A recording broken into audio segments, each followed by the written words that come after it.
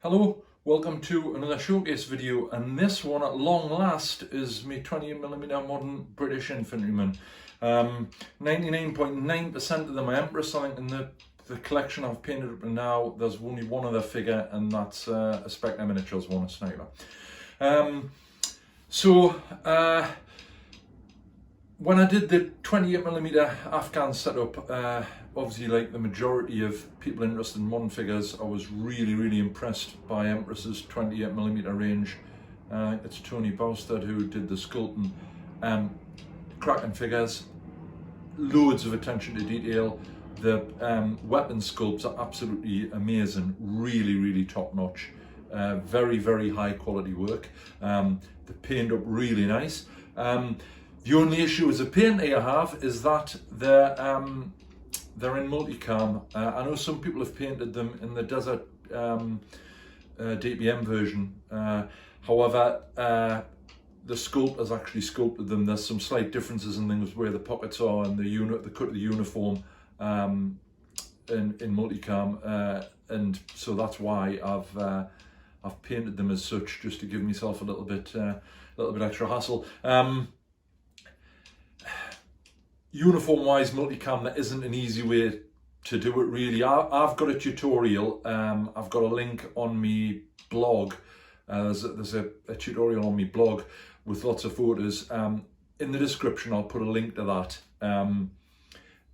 If there's any interest in us doing a video tutorial on how I do multicam, shout up and I'll certainly look to do that. In the pipeline I've got one sort of in development stages for DPM. So as I've already said, 28mm Empress figures apart from the one Spectre. During Operation Herrick, the British Army underwent, at the lower level, platoon level organisation, underwent a little bit of sort of alteration in relation to what the guys were carrying weapon wise. What I've basically I've done some extra figures so I can switch it out a bit.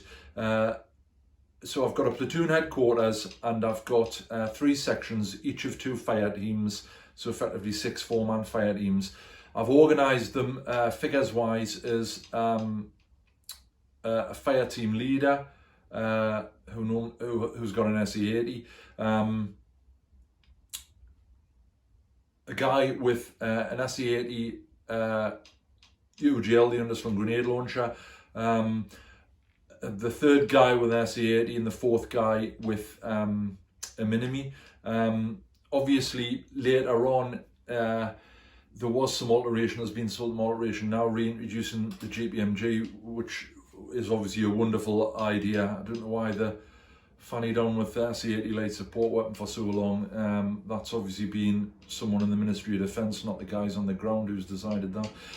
Anyway, so that there was some slight alteration, but I've got to I can adapt to that and obviously do extra figures if I need to.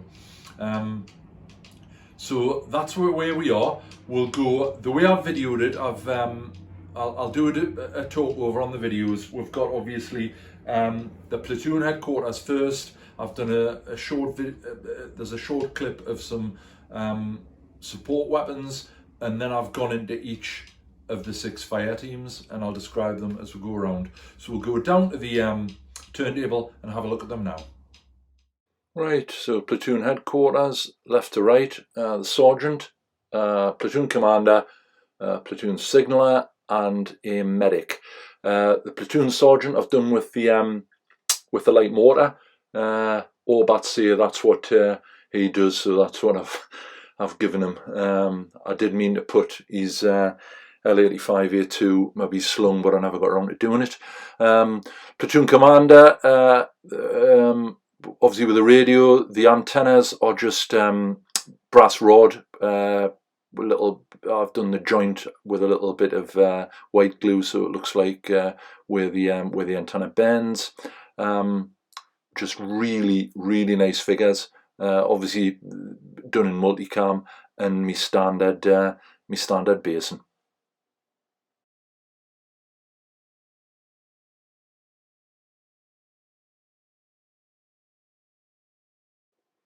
Right, these are some of my support figures left to right. A JTAC, GPMG gunner and a sniper.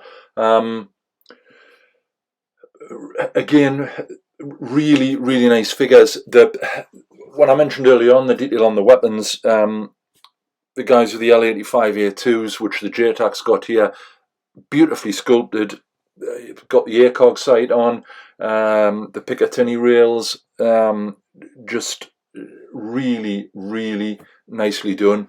GPMG guy as well, that's perfectly sculpted. He's taken that from a photo. Little touches like the U-back shirt, which is what you can see hanging below his body armour, all done correctly.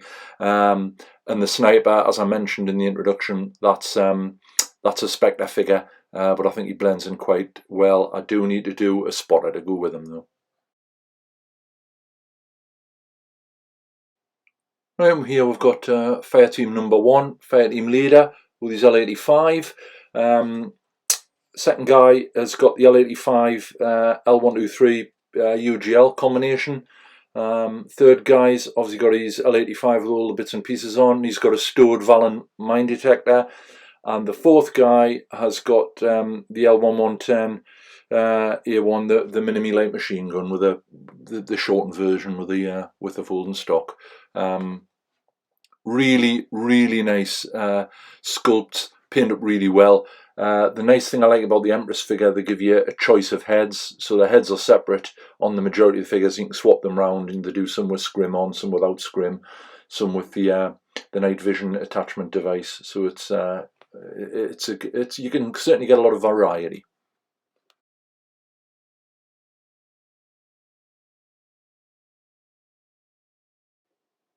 Right, Fireteam number 2.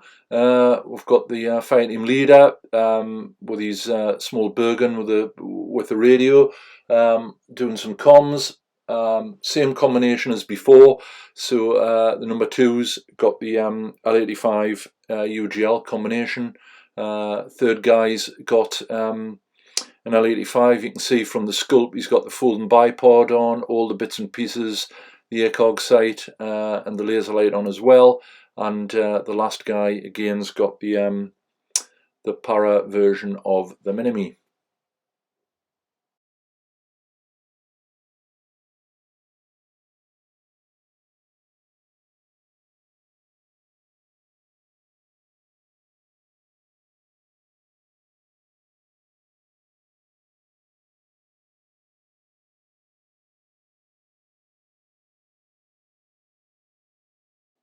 Right, and here we've got the next fire team.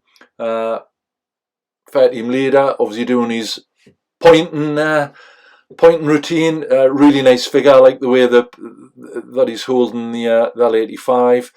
Same combination as before. The only really difference in figures is the third guy who's got the L128A1 semi-auto combat shotgun, which got introduced, I think, as an urgent requirement for the guys out there.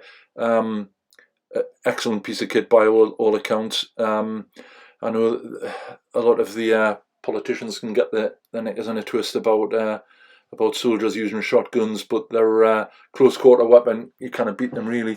Anyway, really, really nice figures. A joy to paint.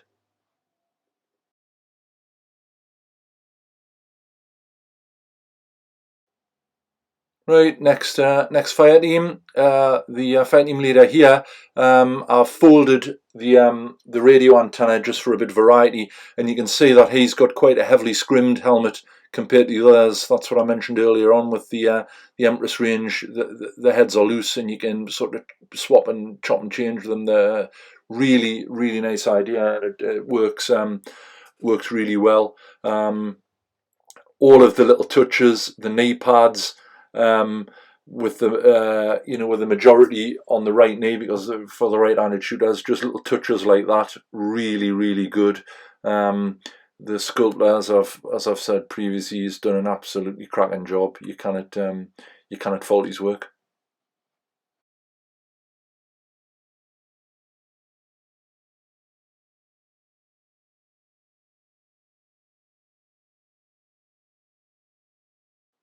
Right, fire team number 5. same as before.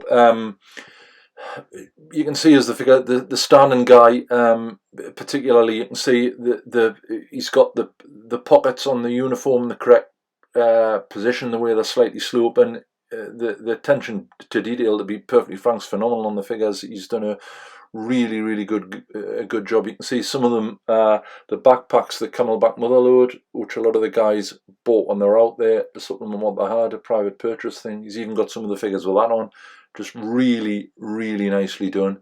The bit about the antenna, the white glue thing, there's a bobble on the end, and obviously there's a bit in the center where it folds, just to give a little bit of variety, really, so you can see where the bits and pieces are.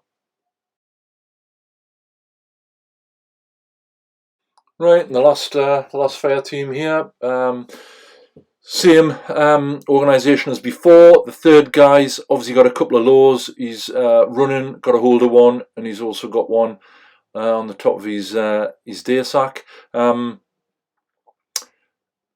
They're just really nice to paint. I know I'm banging on about it quite a lot, but they are anyone thinking about getting some packs, definitely without a doubt they're worth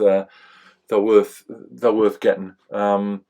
And the thing about this, even if you get a fire team, you don't need many figures. That's the joy. But they were very nice to paint.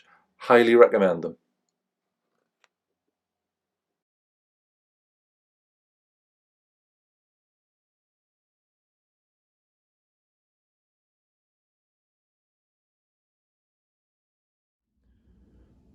Well, there we are.